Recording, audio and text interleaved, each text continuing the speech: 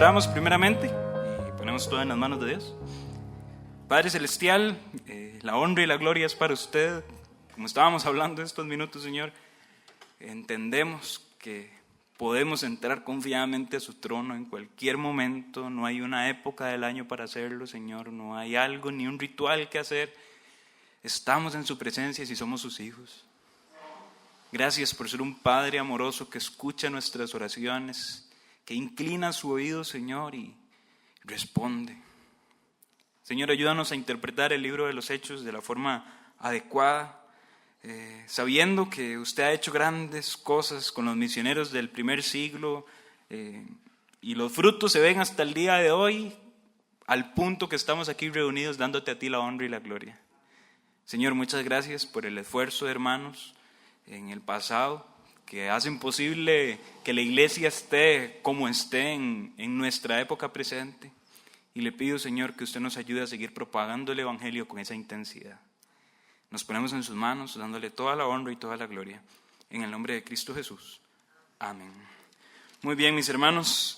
Estuvimos básicamente hablando la semana pasada del tercer viaje misionero. En este tercer viaje misionero estuvimos poniendo un título a la meditación y estuvimos hablando de lugares y personas. No terminamos de estudiar el tercer viaje misionero, por lo cual eso lo vamos a estar haciendo el día de hoy. Si recordamos, la semana pasada estuvimos viendo el capítulo 19, en el cual hubo cierto alboroto en una región llamada Éfeso, y estuvimos mencionando muy brevemente cierta porción del capítulo 20, del versículo 1 al versículo 6. Si lo podemos hacer a modo de resumen, podríamos decir que allí observamos al apóstol Pablo con un equipo de liderazgo, básicamente el equipo de liderazgo que representaba ciertas misiones o ciertas iglesias que estaban en función en esa época. Eso lo podemos ver en capítulo 20, versículo 4.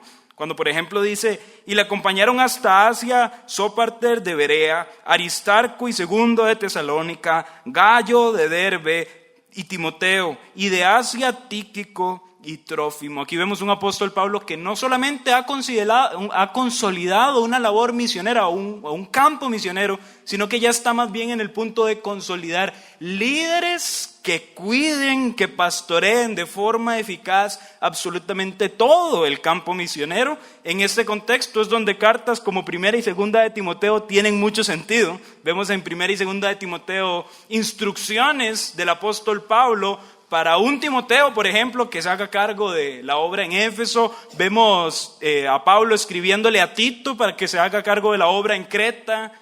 Vemos cómo el apóstol Pablo se ha preocupado de una forma muy sabia por el liderazgo sano en las iglesias. Y en capítulo 20, versículo 7, dice lo siguiente: el primer día de la semana, reunidos los discípulos para partir el pan, Pablo les enseñaba, habiendo de salir al día siguiente, y alargó el discurso hasta la medianoche. Seguimos en el contexto del tercer viaje misionero. Me llama la atención, en el versículo 7 dice que el primer día de la semana estaban reunidos para partir el pan. Y aquí hay un dato interesante, dice, Pablo les enseñaba habiendo de salir al día siguiente. Normalmente, si usted tiene una responsabilidad para el siguiente día, lo habitual es que tengamos la práctica de abstenernos de que las actividades del día anterior sean sobremanera largas, ¿verdad? Queremos llegar a nuestro hogar, queremos preparar todo para que si tenemos que marcharnos a cierto sitio, podamos hacerlo con paz y tranquilidad. El apóstol Pablo dice que tenía que salir al día siguiente, pero el discurso que está dando aquí lo alargó hasta la medianoche. Había un énfasis en el apóstol Pablo más sobre la palabra que sobre sus propias responsabilidades. Ahora bien, fue tan larga dicha meditación que ocurre algo interesante también. Versículo 8 dice, y había muchas lámparas en el aposento alto donde estaban reunidos, y un joven llamado Eutico, que estaba sentado en la ventana, rendido de un sueño profundo, por cuanto Pablo disertaba largamente, vencido del sueño, cayó del tercer piso abajo y fue levantado muerto. El apóstol Pablo estaba muy comprometido con la enseñanza, pero una persona estaba escuchando dicha enseñanza en el sector de arriba del lugar de reunión, vencido por el sueño, cae y muere. Que dicha que hay barandas aquí en el segundo sector, ¿verdad? Esperemos que ninguno de los que esté arriba caiga vencido del sueño de una predicación tan extensa. Ocurre aquí con este hombre llamado Eutico. Me llama la atención que el apóstol Pablo estaba completamente comprometido con predicar a pesar de lo largo, a pesar de lo extenso que pudiera ser este mensaje. El versículo 10 dice: entonces descendió Pablo y se echó sobre él abrazándole y dijo: no os alarméis, pues está vivo. Después de haber subido y partido el pan y comido, habló largamente hasta el alba, y así salió. Y llevaron al joven vivo y fueron grandemente consolados. Aquí literalmente está ocurriendo un milagro por mano de la autoridad apostólica de la época. Creo, mis hermanos, que no es necesario hablar más acerca de que los milagros eran una evidencia de la labor apostólica. Yo creo que en todos los mensajes anteriormente citados hemos hablado de esta posición y hemos visto cómo los apóstoles del primer siglo les fue designado el poder hacer ciertos milagros para confirmar a los hermanos su autoridad. Esto ocurre en Troas, y de Troas el apóstol Pablo tiene la necesidad de viajar a Mileto. Dice el versículo 13: nosotros, escrito así porque Lucas está involucrado en el viaje, ya lo habíamos estudiado la semana pasada, nosotros adelantándonos a embarcarnos, navegamos a Asón para recoger allí a Pablo, ya que así lo había determinado, queriendo él ir por tierra. Cuando se reunió con nosotros en Asón, tomándole a bordo, vinimos a Mitilene. Navegando de allí, al día siguiente llegamos delante de Cuío y al otro día llegamos al puerto de Samos. Esas son ciudades bastante importantes en una cultura griega. Si alguien tiene el hábito de la lectura, por lo menos Samos es un lugar algo famoso porque Aristóteles proviene de allí. Dice: y habiendo hecho escala en Trogilio, al día siguiente llegamos a Mileto, que era el lugar donde el apóstol Pablo se disponía para hacer su viaje. El lugar era un centro de operaciones, su negocio y su comercio era rico, entonces las regiones que estaban alrededor tenían la tendencia de visitar a Mileto por cuestiones de negocios. Versículo 16: porque Pablo se había propuesto pasar de largo a Éfeso para no detenerse en Asia, pues se apresuraba por estar el día de Pentecostés, si le fuese posible, en Jerusalén. Ya para ir finalizando el apóstol Pablo su tercer viaje, él tiene el deseo, literalmente así lo expresa el texto, de estar en Jerusalén. Aquí notamos algo distinto de los hábitos que el apóstol Pablo ha venido haciendo en los otros viajes misioneros. Siempre el apóstol Pablo, cuando terminaba un viaje, regresaba a Antioquía, pero en este caso quiere terminar el viaje en Jerusalén.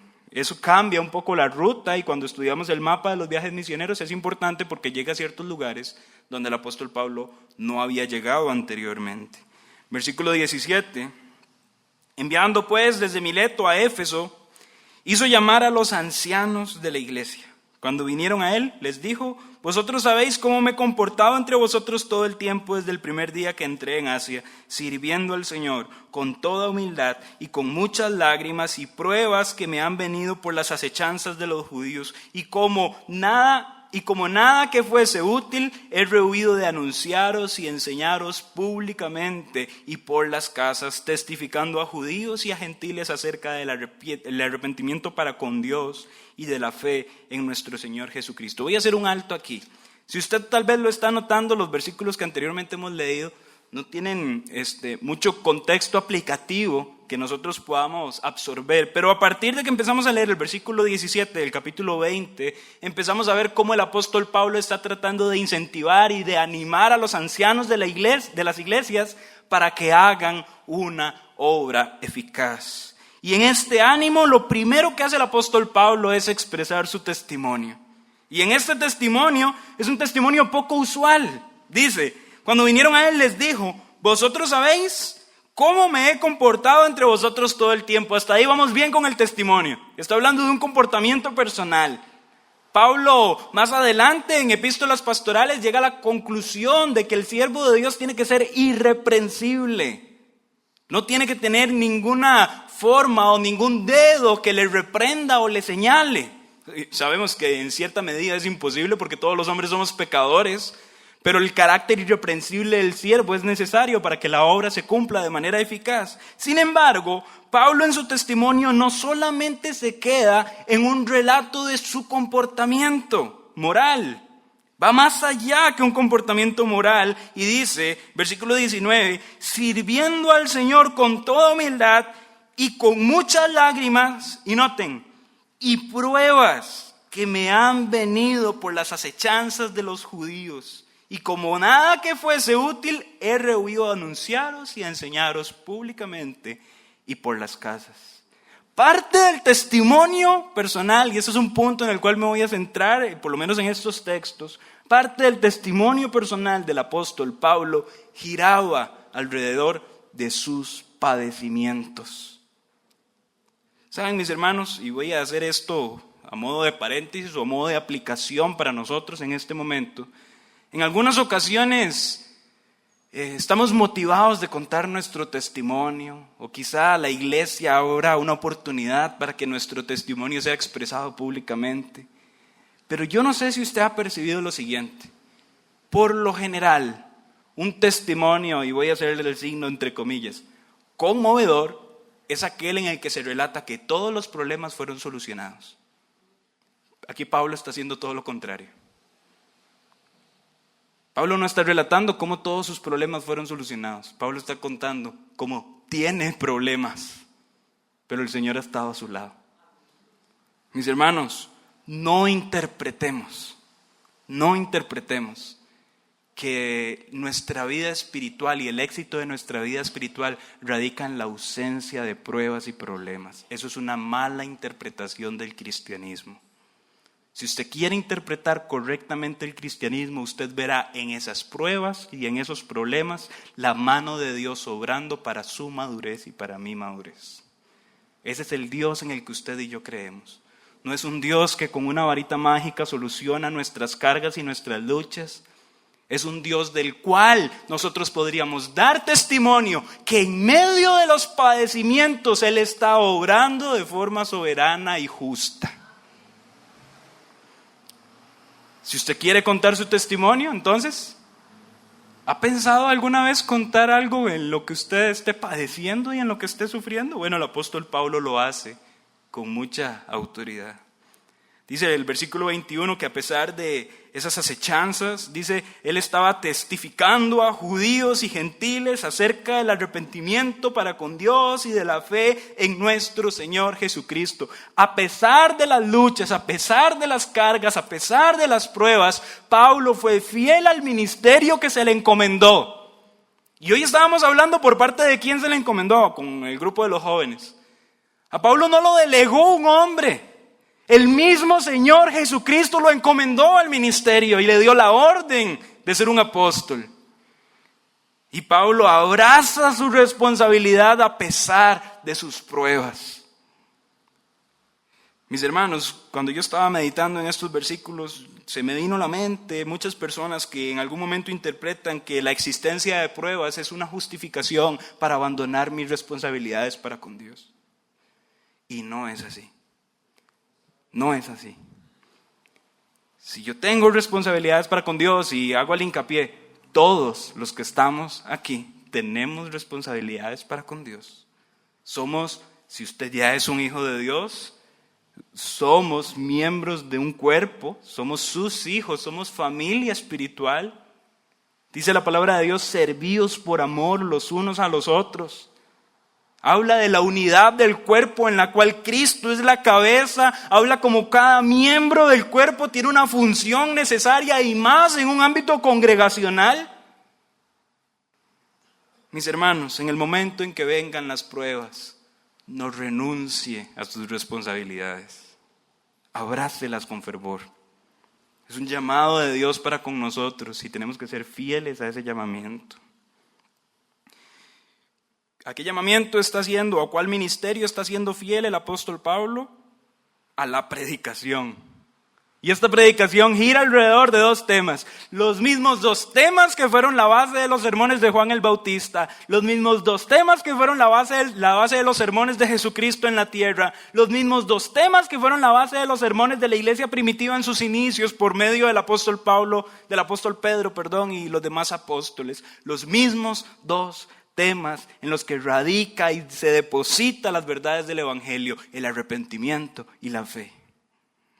Mis hermanos, No prediquemos un evangelio diferente. Es parte de nuestro ministerio ser fieles al evangelio, puro e intacto, sin añadirle.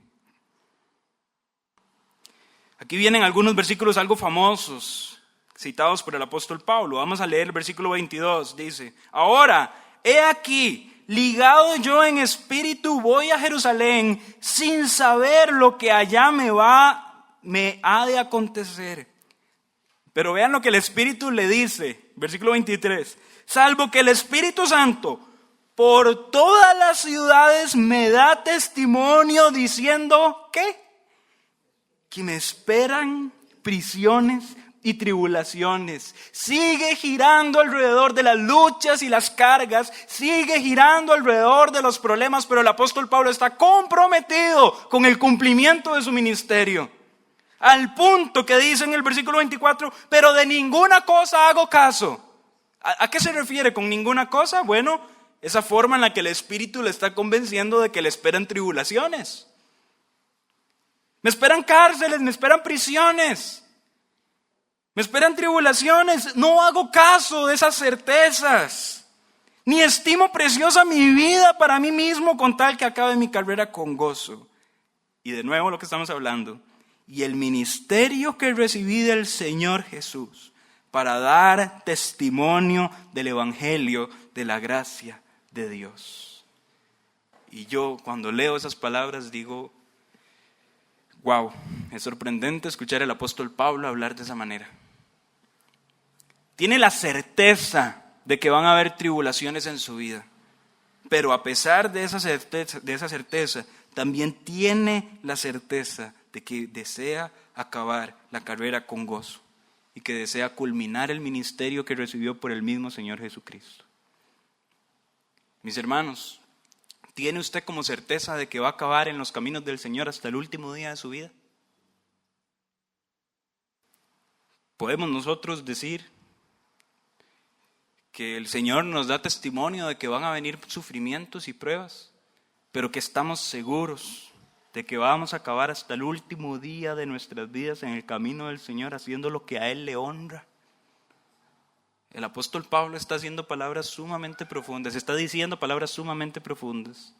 Y dentro de sus palabras es un compromiso público con permanecer fiel hasta el final, lo cual hizo. Segunda de Timoteo da testimonio cómo él está a punto de ser sacrificado por el Imperio Romano. Y él dice, yo sé que ya mi muerte está, pero yo he acabado la carrera, yo he guardado la fe y me espera la corona de justicia. Mis hermanos, eso es el significado puro de la palabra fidelidad. Voy a hablar un poco de esta palabra antes de continuar con los otros versículos. Yo no sé si usted lo ha notado y tal vez de mala manera es el uso de esta palabra, pero en algunas ocasiones ciertos cultos de la iglesia tendemos a decir, mis hermanos, sabemos que a estos cultos vienen los fieles. ¿Debería ser así? No. La fidelidad de una congregación no debería ser exclusiva de ciertos miembros. Somos un solo cuerpo y la fidelidad de la congregación debería ser general. Ahora, ¿qué hacemos? Usted dice, ¿qué hago? Tal vez yo me considero que estoy tratando de ir hacia la línea de la fidelidad. Bueno, yo no le puedo decir a usted que obligue a las demás personas a ser fieles, porque eso es una convicción que el Espíritu Santo pone en el corazón de los creyentes. No le puedo decir a usted que de una manera forzada induzca a que los creyentes permanezcan en la congregación. No le puedo decir eso. Lo que sí le puedo decir es, número uno, a título personal, permanezca fiel usted. Usted y Dios, usted sabe y yo sé cómo está mi relación con Él. Y la fidelidad no siempre se mide por evidencias públicas, como el hecho de congregarme en ciertos cultos de la iglesia. No siempre se mide por eso, aunque es una muy buena evidencia en algunos casos. Pero ¿cómo está su fidelidad para con Dios? Y número dos, después de haberle dicho que considere su vida espiritual, número dos, anime y motive a los hermanos que están a su lado, sobrellevando los unos a los otros las cargas, y así cumplimos la ley de Cristo. Eso es lo que una iglesia amorosa hace. Vemos hermanos que están sufriendo, vemos hermanos que están con cargas, vemos hermanos que tal vez están en cierta debilidad. Bueno, nosotros le ayudamos al débil para que salga adelante de su situación. Eso es lo que hace una iglesia sana. No solamente estamos hablando de ciertos aspectos, a veces nos preocupamos mucho por la salud de las personas, nos preocupamos mucho por las situaciones económicas de las personas, pero la espiritualidad y la constancia, ¿no es eso más importante aún? ¿Percibe usted un hermano del cual usted tenga confianza, en el cual usted tenga confianza, al cual usted pueda animar y decirle, hermano, deseo verle más frecuentemente en la iglesia? O aún más, acudiendo al primer consejo que les di, tenemos la autoridad moral en cuanto a nuestra constancia y fidelidad como para poder acercarnos a un hermano y decirle, hermano, lo veo flaqueando, cuando probablemente ese hermano pueda volverse a nosotros y decirnos, usted también. Por eso hay que cuidar personalmente. Ahora, ¿cómo es este cuidado? No le estoy diciendo necesariamente que se enfrasque en su yo o que se preocupe sobremanera por sus acciones o sus obras. Le estoy diciendo que descanse en el Señor Jesucristo, que se deposite en Él, en una relación íntima con Él, y el mismo Espíritu va a generar en nosotros los creyentes manifestaciones visibles de fidelidad. Tengamos cuidado con pretender ser santos a la manera del hombre. Seamos santos a la manera de Dios. Y la manera de Dios para ser santos nosotros los cristianos es depositarnos en su presencia y esperar a que Él genere en nosotros la vida de Cristo. Que Cristo sea reflejado en mí. Versículo 25. Y ahora, he aquí, yo sé que ninguno de todos vosotros, entre quienes he pasado predicando el reino de Dios, verá más mi rostro. Por tanto, yo os protesto en el día de hoy que estoy limpio de la sangre de todos, porque no he rehuido a anunciaros todo el consejo de Dios. Voy a recapitular un momento. Cuando estamos estudiando la Biblia, es necesario ver quién es el destinatario que está recibiendo el mensaje aquí escrito. Y si usted puso atención a la lectura y recapitulamos, a quién le está hablando el apóstol Pablo, usted recordará que el apóstol está hablando a ancianos, o sea, a líderes. Él está volviendo a ver a esos líderes y les está diciendo, yo estoy limpio de la sangre de ustedes. Pero la razón por la cual la conciencia de Pablo está limpia es interesantísima. Pablo afirma, yo les he predicado todo el consejo de Dios, yo les he anunciado todo el consejo de Dios. La responsabilidad de Pablo para con sus líderes no era solamente darles una porción de las Escrituras, era darles todo lo que Dios había dicho. En este sentido, mis hermanos, podemos aplicar este tema y este punto a darle la importancia a la Biblia que la Biblia merece. Y si el apóstol Pablo sintió ser limpio de demanda de la sangre de alguno de sus ancianos por haber predicado o anunciado todo el consejo de Dios, necesariamente nosotros deberíamos imitar su ejemplo y considerar todo el consejo de Dios. Y no ser selectivos con el mensaje de su palabra o con las doctrinas que allí aparecen. Podemos llegar a tener la tendencia de que cierta doctrina no me interesa del todo, entonces mejor no la estudio. Podríamos llegar a la tendencia de que cierto libro de la Biblia no es para mí, no es actual, entonces rehúso a considerarlo. No, mis hermanos, anunciemos, estudiemos, prediquemos todo el consejo de Dios. Sigue diciendo, versículo 28, por tanto, mirad por vosotros y por todo el rebaño que el Espíritu Santo os ha puesto por obispos, para apacentar la iglesia del Señor, la cual Él ganó por su propia sangre. Mirad por vosotros, estar atentos es la palabra mirar. y por todo el rebaño del Señor. Nota el orden, la cronología del consejo de Pablo para los ancianos. Miren por ustedes y luego por el rebaño. Yo sé que aquí hay muchas personas que tienen a su cargo ciertos ministerios o ciertas responsabilidades de acá de la iglesia. Podríamos considerarlos en cierto sentido rebaños.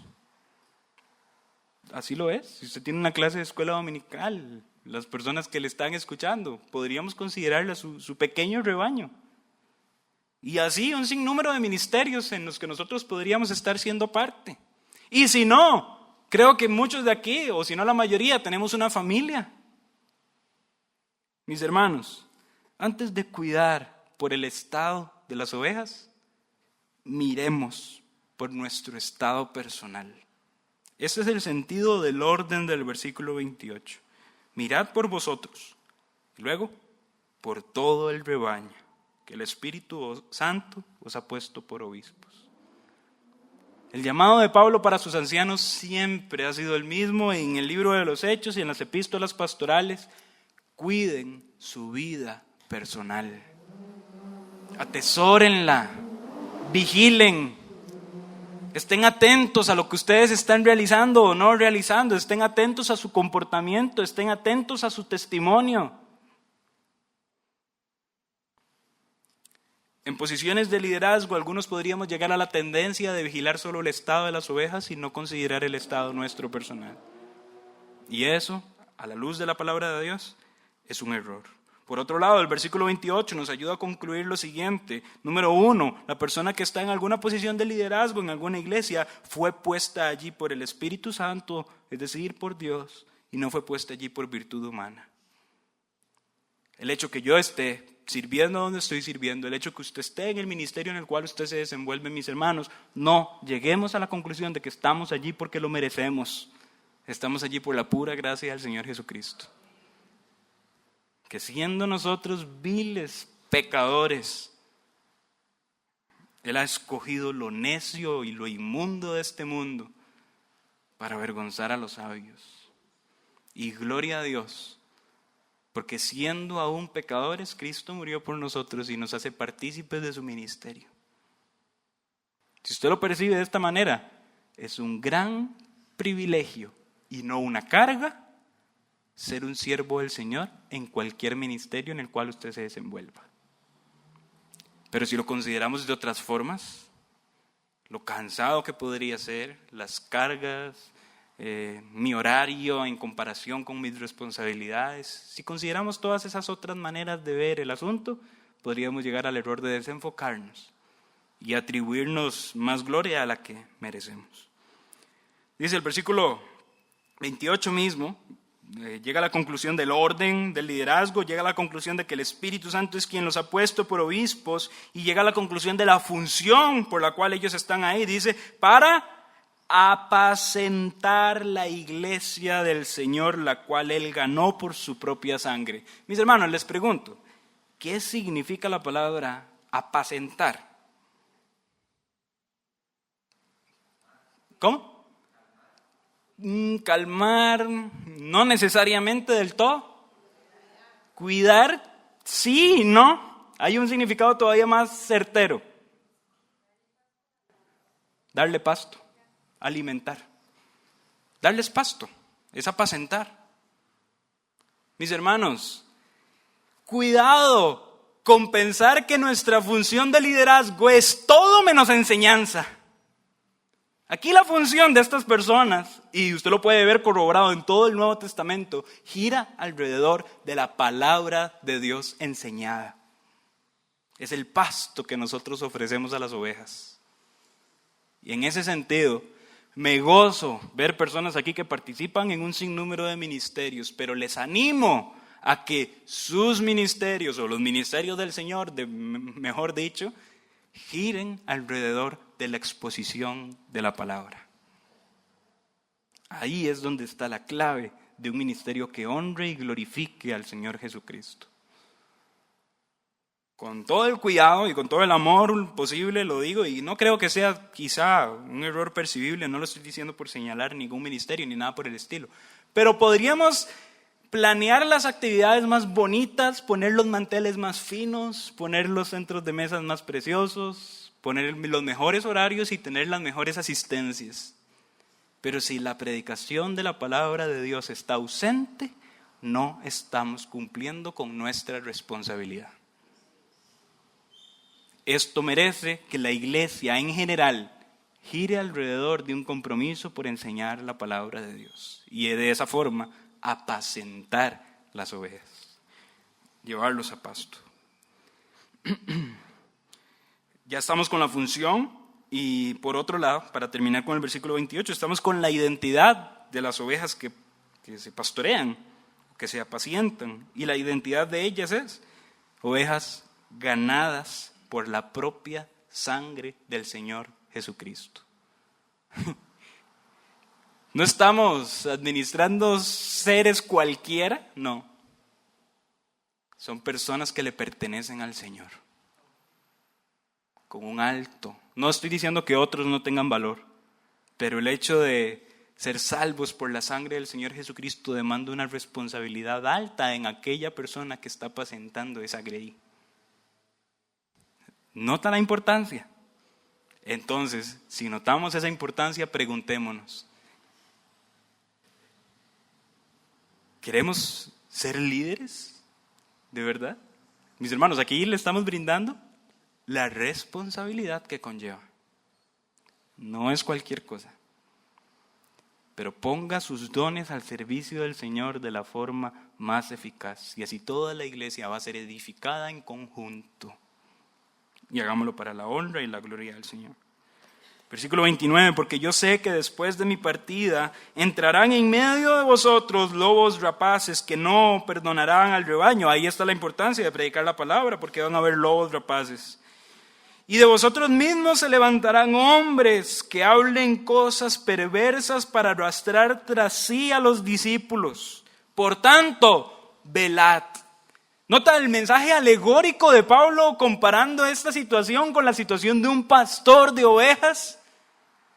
Si el pastor sabe que hay peligros de lobos rapaces alrededor, ¿ese pastor va a dormirse? No, ese pastor va a velar, va a estar atento a que nada pase a su rebaño. Por tanto, velad, acordándoos que por 3 años, de noche y de día, no he cesado de amonestar con lágrimas a cada uno. Y Pablo aquí expone su testimonio personal de cómo él veló por el cuidado de estos ancianos que ahora son los que tienen que velar por otros. Y aquí yo noto lo siguiente, cómo el ministerio va siendo una consecuencia. Si Dios me salvó, si Dios me limpió con su sangre preciosa y me hizo su siervo, eso va a generar una consecuencia de otro hijo comprometido. Que yo beneficié con mi testimonio personal, que yo guié, que yo discipulé, para que esa persona tenga como consecuencia otro discípulo, que él guió, que él discipuló, para que ese consecuentemente tenga otro y otro y otro. Y para ejemplo, estamos aquí reunidos en este año en Costa Rica, en Tibás, predicando la palabra de Dios. En consecuencia de la predicación que recibieron ciertas personas por boca de los apóstoles, por boca de los discípulos, y que así pasó generación tras generación. ¿Y cómo va a ser la Costa Rica dentro de 10, 15, 20, 50 años? O no nos pongamos tan generales. ¿Cómo va a ser la iglesia bautista, el templo bautista de Tibás en 5, 10, 20, 30, 40 años? ¿Estamos cumpliendo con nuestra responsabilidad de discipulado? De entregarle al otro este liderazgo para que él continúe haciendo la obra y gane a otros y así sucesivamente. Con todo el respeto que cualquier congregación se merece, mi esposa y yo una vez visitamos una iglesia y a modo de chiste, de verdad no es por menospreciar ni nada por el estilo, no me malentienda, pero a modo de chiste, cuando nosotros entramos, literalmente, y yo le decía a mi esposa, vimos puras cabecitas de algodón, así yo le digo a mi abuelita, porque tiene el pelo bien acomodadito y bien canoso. Entonces yo siempre cuando me refiero a ella digo, mi abuelita tiene esa cabecita de algodón, ¿verdad? Que parece una pelotita de algodón. Entramos en esa congregación, mi esposa y yo vimos, y de verdad, sin menospreciar al adulto mayor, pero esta iglesia tenía solo adultos mayores. No estoy diciendo que esté mal, pero estoy diciendo que en algún momento pudo haber un error a la hora de pasar el mensaje de generación a generación. Voy a hacer un llamado de atención, mis hermanos. En el momento en que percibamos huecos generacionales en nuestra congregación local, abramos los ojos y estemos atentos, porque puede ser consecuencia de que no estemos evangelizando de una forma correcta. Y gracias a Dios hay espacios generacionales en esta congregación bien representados, pero ¿va a seguir así? Voy a hablar desde los ministerios en los cuales yo estoy involucrado. Yo le doy gracias a Dios por ver jóvenes. Y yo he hablado con mi esposa, gracias a Dios por ver jóvenes adultos, gracias a Dios por ver jóvenes aún con sus trabajos, gracias a Dios por ver jóvenes menores de edad en sus colegios, en sus centros educativos. Y yo le doy gracias a Dios por eso. En ese sentido, si yo pienso en el ministerio en el cual Dios me ha puesto, mi preocupación debería ser, bueno, estos jóvenes van a llegar a ser adultos mañana. Debe ser una preocupación no solo mía, sino de los líderes del ministerio. Ahora bien, tiene que haber otros ministerios que estén pensando en lo mismo. Nosotros, como ministerio de jóvenes, vamos a recibir niños. Esos niños van a pasar, van a ser los jóvenes del mañana. Y así sucesivamente. Mis hermanos, estemos atentos de que nuestra iglesia esté bien representada de personas, no porque estemos sumamente preocupados por meter a la gente a la iglesia, sea como sea, ya hablamos que eso no es tan correcto. Descansemos en Dios, seamos fieles a la exposición pura de su palabra y confiemos en que la obra del Espíritu Santo se va a llevar a cabo por medio de su poder. Pero hagámoslo con fidelidad y sin ser exclusivos o exclusivistas para ciertos grupos de personas. Sigue diciendo, versículo 21, por tanto velad, acordándoos que por 3 años de noche y de día no he cesado de amonestar con lágrimas a cada uno. Y ahora, hermanos, os encomiendo a Dios y a la palabra de su gracia, que tiene poder para sobreedificaros y daros herencia con todos los santificados. Pablo los encomienda a Dios y a la palabra de su gracia. Encomendados en Dios y en su palabra, mis hermanos, la iglesia va a ser sobreedificada, es lo que el apóstol Pablo está diciendo. Ni plata, ni oro, ni vestido de nadie he codiciado, antes vosotros sabéis que para lo que me ha sido necesario a mí y a los que están conmigo, estas manos me han servido. En todo os he enseñado que trabajando así se debe ayudar a los necesitados y recordar las palabras del Señor Jesús, que dijo, más bienaventurado es dar que recibir. Cuando hubo dicho estas cosas, se puso de rodillas y oró con todos ellos. Entonces hubo gran llanto de todos, y echándose al cuello de Pablo, le besaban, doliéndose en gran manera por la palabra que dijo, de que no verían más su rostro, y lo acompañaron al barco. Estamos hablando del liderazgo, específicamente el liderazgo que está concentrándose en la región de Éfeso, y Pablo está llegando a la conclusión de que él ya no va a estar más en Éfeso, por eso está estableciendo ancianos para que cumplan bien la responsabilidad. Hay un momento emotivo donde esas personas se despiden del apóstol. ¿Por qué razón Pablo está concluyendo que no va a volver más a Éfeso? Porque los ojos de Pablo están dirigidos en otras regiones ahora. Y usted puede leer en otras epístolas que en este momento específico el apóstol Pablo estaba pensando en 2 lugares específicos: Roma y España. Y el apóstol Pablo está pensando en ir más allá de sus horizontes. Uno de ellos sí lo logró abarcar, el cual fue Roma. Y no de la forma, yo creo, en la que el apóstol Pablo se imaginaba abarcarlo. Yo me imaginaba, o Pablo tal vez se imaginaba hacer un viaje misionero como los demás, pero no fue así en esa ocasión, fue encarcelado. Pero en medio de su encarcelamiento fue luz para el Imperio Romano. Lo que pasa es que el Imperio Romano puso fin a su vida. Encarcelado 2 veces en el mismo lugar, la segunda vez, el segundo encarcelamiento en Roma, el apóstol Pablo muere y uno de sus anhelos de ir a España murió con ello. Pero el apóstol Pablo sabía cuándo dejar un ministerio y decir, ya tiene personas a cargo, sigan adelante y yo voy a concentrarme en ir a otros lugares. Que eso es parte del discipulado, mis hermanos. Ya para terminar, vamos a ver el capítulo 21, unos breves versículos, simplemente. Después de zarparnos de ellos, de separarnos de ellos, zarpamos y fuimos con rumbo directo a Cos, y al día siguiente a Rodas, y de allí a Pátara. Y hallando un barco que pasaba a Fenicia, nos embarcamos y zarpamos. Recuerden que la intención aquí es regresar a Jerusalén, ¿verdad? Por eso todo el movimiento de la embarcación, Pablo no está regresando a Antioquía como lo hacían sus anteriores viajes misioneros, está regresando a Jerusalén. Y dice, al avistar Chipre, dejándola a mano izquierda, esto es algo interesante, en todos los demás viajes misioneros, Pablo se devolvía por los lugares que ya habían dado, y Chipre era un lugar donde él, de los primeros que fue en su primer viaje misionero, por lo general el apóstol Pablo pasaba a Chipre y reanimaba a los hermanos. En este sentido dice, dejando la mano izquierda, navegamos a Siria y arribamos a Tiro, porque el barco había de descargar allí. Y hallados los discípulos, nos quedamos allí 7 días. Y ellos decían a Pablo, por el Espíritu, que no subiese a Jerusalén. Toda la intención está en que Pablo vaya a Jerusalén. Pero los discípulos que se encuentran en ese sitio le dicen, Pablo, no vaya.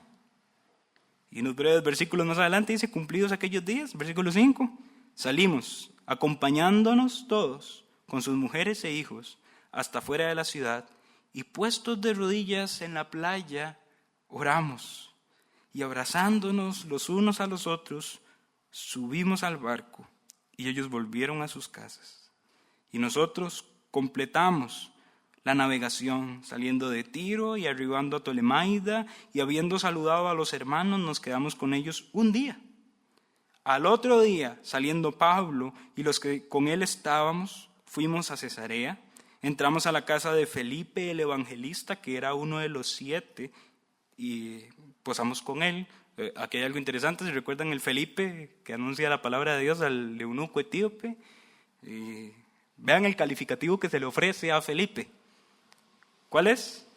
El evangelista. ¿En qué momento ocurrió eso? Si el calificativo más apropiado era el diácono, ¿verdad? Porque dice ahí, era uno de los 7. Hay personas que han preguntado, ¿Felipe el que le predicó al eunuco era el diácono o era uno de los apóstoles que se llamaba Felipe? Bueno, la conclusión aquí del libro de los Hechos nos dirige más a que era el diácono, porque luego se le llama el evangelista, y siendo evangelista, al haber predicado el evangelio tanto en Samaria como al eunuco etíope, dice que era uno de los 7, ¿verdad? Me llama la atención que se le cambia el calificativo y ya no se le llama el diácono ni nada por el estilo. Se dice de él el evangelista. Y en ese sentido, una breve aplicación que yo podría sacar de esto, mis hermanos, a nosotros no nos define en lo que nos hayan delegado como una responsabilidad. Eso no nos define ni nos etiqueta. Nos define lo que realmente nosotros realizamos en nuestro andar diario.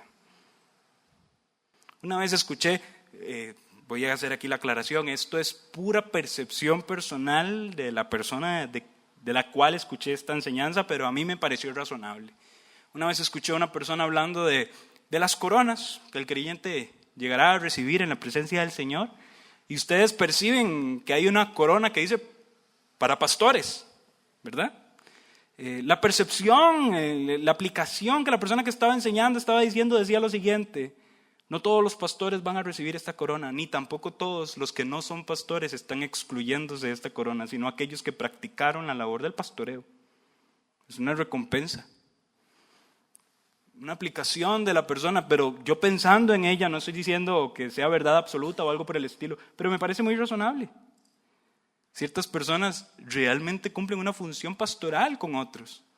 Y lamentablemente algunos que tengan el nombre de pastor no cumplen ninguna función pastoral. Mis hermanos, entonces aquí no me define tanto el nombre que poseo por haber sido delegado a mí, sino las acciones que yo realizo, y en este caso Felipe es llamado el evangelista.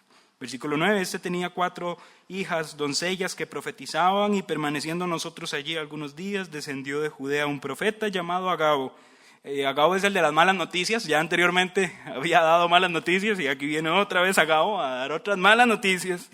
Versículo 11 dice, quien viniendo a vernos tomó el cinto de Pablo y atándose los pies y las manos dijo, esto dice el Espíritu Santo, así atarán los judíos en Jerusalén al varón de quien es este cinto y le entregarán en mano de los gentiles. Ya el Espíritu Santo le había dicho a Pablo que en Jerusalén no le iba a ir bien, pero ahora viene un profeta y lo afirma, le va a ir mal, de quien sea este cinto, así lo van a atar y lo van a entregar en manos de los gentiles, o sea, a Roma, porque ya se acerca a su encarcelamiento.